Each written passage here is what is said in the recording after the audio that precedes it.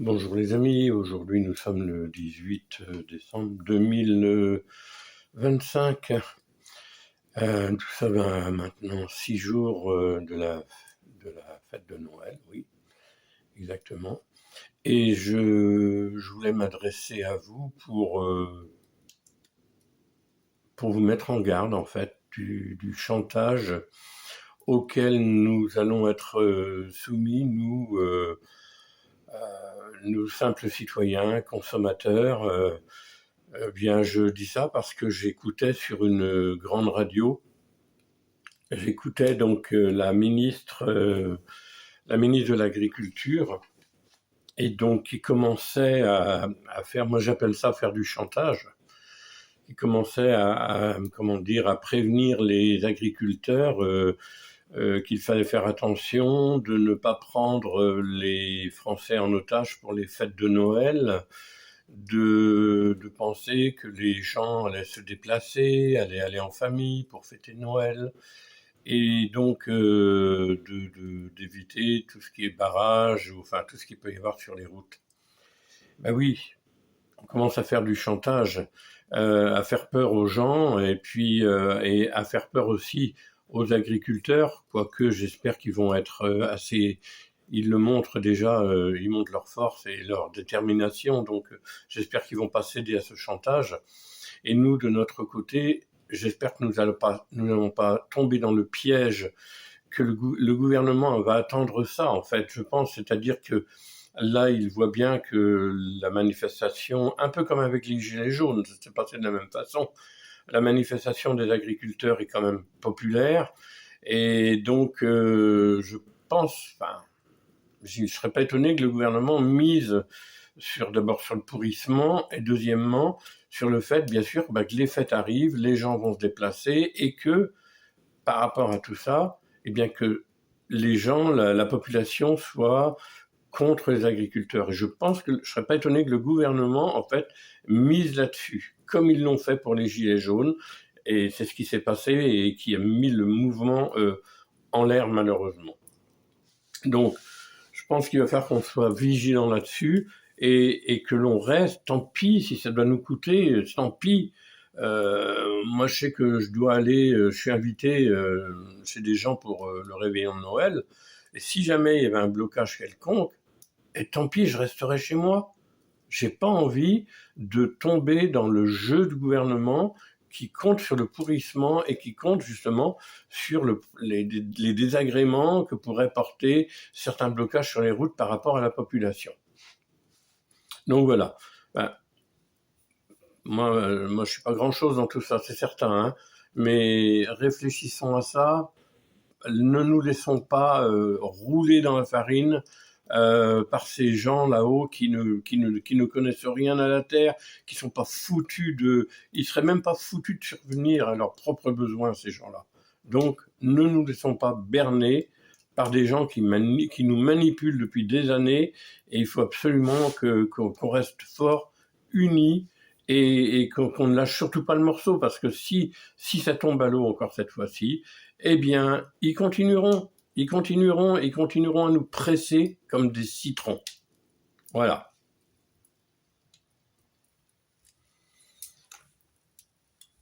Donc là, vous voyez, je vous ai mis devant l'écran une bassine où il y a du levain.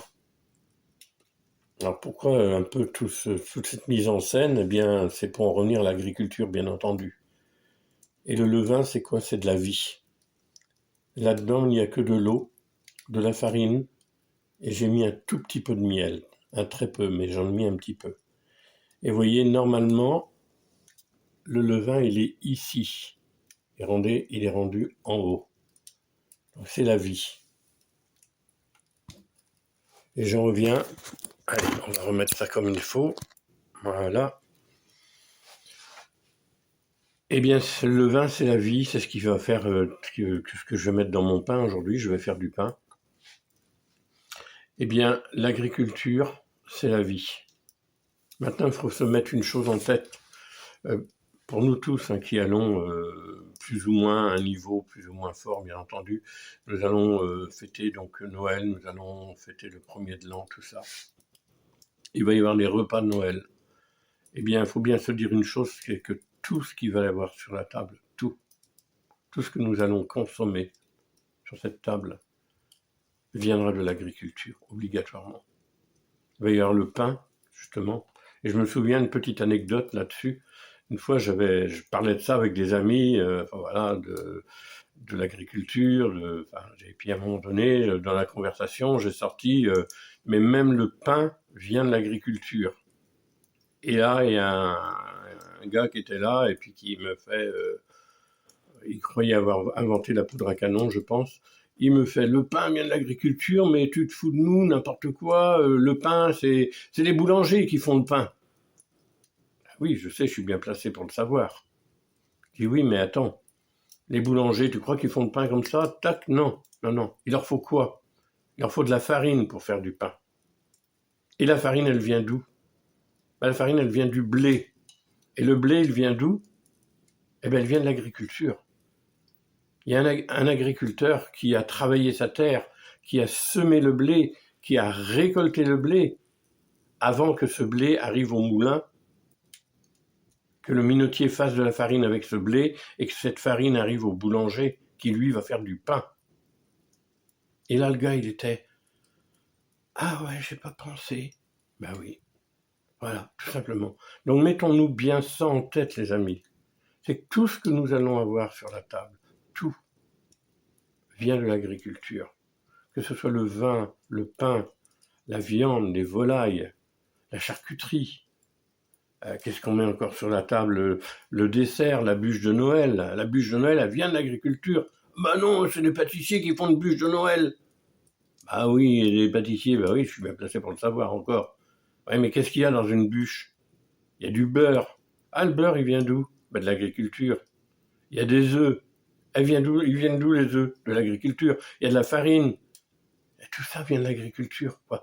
Tout, tout, tout. Donc n'oublions pas ça. Donc il faut qu'on reste solidaire des agriculteurs pendant cette période très difficile pour eux. Et donc il faut absolument qu'on ne les lâche pas. Et même si ça nous cause des désagréments, eh bien, comme on disait ma grand-mère, on ne fait pas d'omelette sans casser les œufs. Maintenant, il y a les restaurateurs. Pareil, les restaurateurs, sans les agriculteurs, les restaurants ne fonctionnent pas. Ils pourraient fermer leurs portes. Et on ne les entend pas beaucoup, là, en ce moment, avec les problèmes de l'agriculture. Ils pourraient être solidaires. Ils pourraient montrer leur solidarité par rapport aux agriculteurs. Et j'espère qu'ils ne vont pas nous faire le coup du Covid, quand même. Parce que quand même, pour le Covid, ils ont été bien avec les décisions du gouvernement. Hein, rappelez-vous, si on n'avait pas le pass sanitaire, moi j'en sais quelque chose, que j'étais pas vacciné, j'avais pas le pass sanitaire, ben hors de question d'aller au resto, dans un bar, vous savez, vous connaissez le cinéma, hein. Donc voilà. Donc j'aimerais bien, moi, que les restaurateurs, là, ils montrent un peu le bout de leur nez et qu'ils disent, bah oui, on est solidaires des agriculteurs. Donc voilà. Autrement, je pensais aussi aux pêcheurs, parce que sur la table, il va y avoir des produits de la mer, certainement, hein, du poisson, des crustacés, du homard pour certains, enfin bon, voilà. Sachons que les pêcheurs sont à peu près dans la même situation que les agriculteurs. Et il faut les soutenir aussi, les pêcheurs. Moi, j'habite pas très loin d'un port qui s'appelle la Turballe, en Loire-Atlantique. J'y vais souvent à la Turballe. Eh bien, je peux vous dire que les pêcheurs à la Turballe, j'ai connu la Turballe dans les années 70. C'était un port qui était vraiment, port de sardines et d'anchois notamment, eh bien, un port qui était vivant. Alors, il est toujours là, le port, mais on va dire, je ne veux pas dire qu'il est moribond, mais c'est quand même pas le top, quoi. Ah, par contre, il y a 50 ans, il n'y avait pas un grand port de plaisance à côté.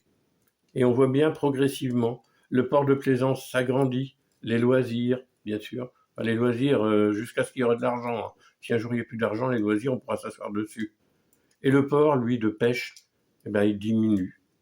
Et l'activité, elle est beaucoup moins importante qu'elle était il y a 50 ans. Et pour les mêmes raisons que les agriculteurs.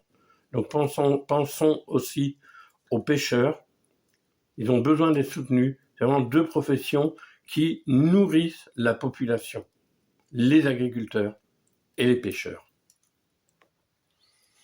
Voilà, puis j'aurais terminé cette petite vidéo, parce que je ne vais pas la faire trop longue, j'aurais terminé cette petite vidéo pour parler un peu de la gendarmerie.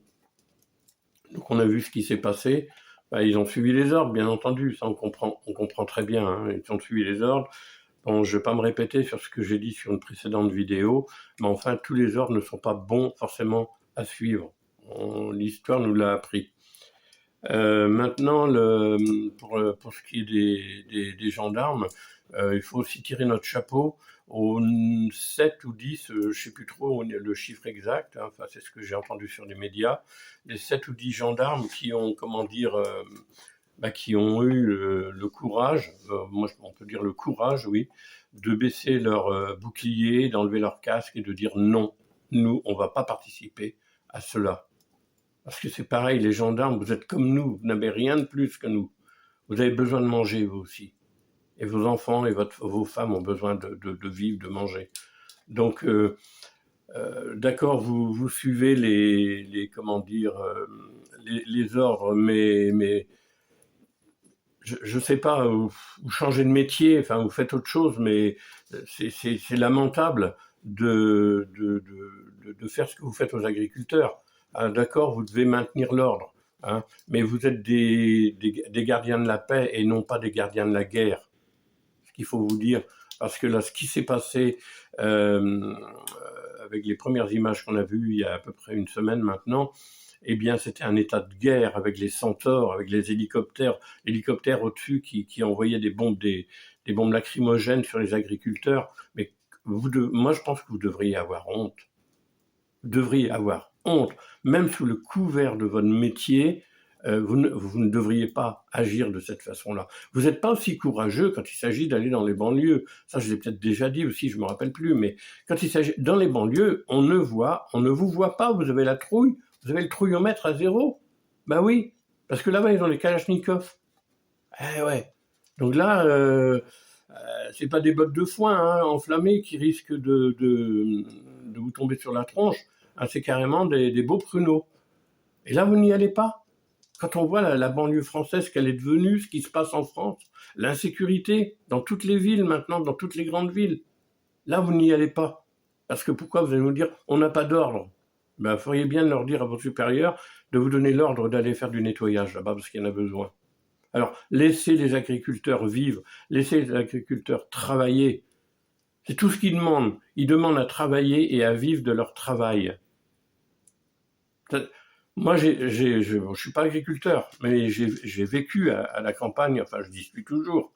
Mais j'ai vu ma marraine qui était agricultrice. Je l'ai vue travailler. Mais vous devriez avoir honte. Vous devriez avoir honte de vous être comporté comme vous êtes comporté avec les agriculteurs. Et comme vous le faites encore parfois, là, quand vous les emmerdez. Eh bien, laissez-les. Tant pis s'ils montent à Paris. S'ils montent à Paris, ben c'est ce qu'il faudrait justement. C'est au cœur, là à Paris, où on a tous nos clowns là, qui sont en train de pavoiser et qui vont se rouler sur les tables de fêtes de fin d'année, pendant que beaucoup de Français sont en train de se serrer la ceinture. Et là, ils seront bien contents d'avoir sur leur table les ministres, M. Macron et toute sa clique. Ils seront bien contents d'avoir des tables bien garnies avec de la viande, avec des volailles, avec du fromage. Mais est-ce qu'ils vont penser à un moment donné que ce sont les agriculteurs qui ont fait tout ça? Ben non. Donc, messieurs les gendarmes, arrêtez d'être contre le peuple, parce qu'un beau jour, ce qui va se passer, c'est que les gens, ils vont en avoir marre. Et il n'y aura pas que les agriculteurs, il y aura les pêcheurs dans la rue, il y aura les routiers, il y aura les taxis. Imaginez-vous demain si les pêcheurs, les routiers se mettent avec les agriculteurs, c'est baisé. Entre les routiers, les agriculteurs et les pêcheurs, la France peut être bloquée. Moins de 8 jours, il n'y a plus rien dans les magasins. Moins de 8 jours. Les supermarchés, je crois, d'après ce que j'avais entendu dire, ont 3 jours de réserve. Donc moins de 8 jours, il n'y a plus rien dans les magasins. Et ce sera pareil pour vous, pour les gendarmes. Quand vos femmes iront faire les courses, eh bien, elles feront comme nous, elles seront privées, elles n'auront rien. Donc il faut réagir avant qu'il soit trop tard. Il faut soutenir les agriculteurs et dire non au Mercosur. Tous ces traités internationaux, la mondialisation est en train de nous bouffer, en train de détruire tout. On avait une belle industrie, on avait le textile, on avait la métallurgie, on avait l'automobile. On n'a plus rien pratiquement. On n'a plus rien. On va devenir un pays de touristes, comme en Irlande. Parce que l'Irlande n'a pas de production à part un peu l'agriculture, mais en Irlande, il n'y a pas grand-chose. Ils vivent du tourisme beaucoup. Est-ce qu'on a envie que la France devienne un pays où il n'y a que le tourisme? Où nos champs, nos campagnes n'auront plus rien, n'aura plus de vie? Non, je crois qu'il faut penser à tout ça. Donc, messieurs les gendarmes, mettez-vous plutôt du côté de ceux qui font vivre la France. Ceux qui font vivre la France. Les travailleurs. Sans les travailleurs, il n'y a pas de pays. Tournez le dos à ceux qui exploitent la France, à ceux qui exploitent les travailleurs, ceux qui nous gouvernent. Donc voilà. On dit non au Mercosur, on dit non à la maltraitance des agriculteurs et on les soutient. On les soutient, même si c'est à notre détriment, même si c'est contre ce qu'on voudrait avoir pendant les fêtes, certaines libertés de circuler. On soutient les agriculteurs jusqu'au bout. Sinon, c'est ceux d'en haut qui vont pavoiser et qui seront contents encore de nous avoir mis la tête dans le sable. Voilà les amis, je vous souhaite un agréable Noël en famille, et peu importe si vous ne pouvez pas partir, un bon premier de l'an, et on se retrouvera très bientôt pour une nouvelle vidéo. N'oubliez pas de liker, commenter, c'est important quand même pour la chaîne, et bien si vous voulez vous abonner, abonnez-vous. Et au passage, et avant de finir, je voudrais remercier les un peu plus de 200 personnes qui se sont abonnés à la chaîne ces 8 derniers jours. Allez, prenez bien soin de vous. Bisous à tout le monde et puis on lâche rien surtout. À la prochaine, bye bye.